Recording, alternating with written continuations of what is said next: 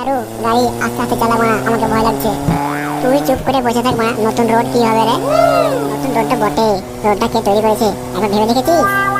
জানি, দাদু তৈরি করেছে, দাদু। ওই জন্য তো আমাকে গান ফাটা ভয় লাগছে। মরণ থাকলে এমনিই মরে যাবি, এত কেন টেনশন করছিস? চুপ করে বস। আমি জানি মরণকে আমার ভয় লাগে না, ভয় লাগে বিপদকে। ওই দাদু যে কটা জিনিস তৈরি করেছে সবই তো গান ফাটা ভয় লাগা। কোন দিক বাঁচাবি বল? নতুন গাড়ি যদি না চালাবি, ঘরে ভরে রাখবি, তবুও তো হবে না। গাড়ির বয়স 10 বছর হলেও তো ব্যান্ড হয়ে যাবে, তখন বাল খাবি, বাল চালাবি, এখনই চালাই রে। তাই বলে কি জীবন দিবি নাকি? তোর দাদুর রাস্তাঘাট তৈরি করা এমনি ভেঙে পড়ছে। সেদিনকে বানা ব্রিজ ভেঙে যেভাবে পড়েছে দেখে তো আমার গা শিউরে উঠছে। আরে এগুলো তো আমার দাদুর মামুলি ব্যাপার।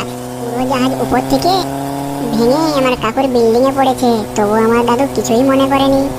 তুই মানে আমার গাড়িতে বসে মরণের ভয় করছি। দাদু কেন ভয় করবে? ও তো আর মরবে না, মরবো তুই আর আমি। ও কেন মরবে? ও তো রাস্তায় চলবে না, তুইও জানিস আমি জানি। যখন 2500-3000 করে টাকা নিলি, মাথাটাকে বিক্রি করে দিলি, জীবনটাকে বিক্রি করে দিলি, তখন তো ভেবে দেখলি না তাহলে তো দাদুকে গিয়ে বলবো আমি, কমসে কম ব্রিজগুলো তো ভালো করে কর। করবে না রে, করবে না। থেকে টাকা এনেই তো তোদের মাথাগুলো কিনেছে।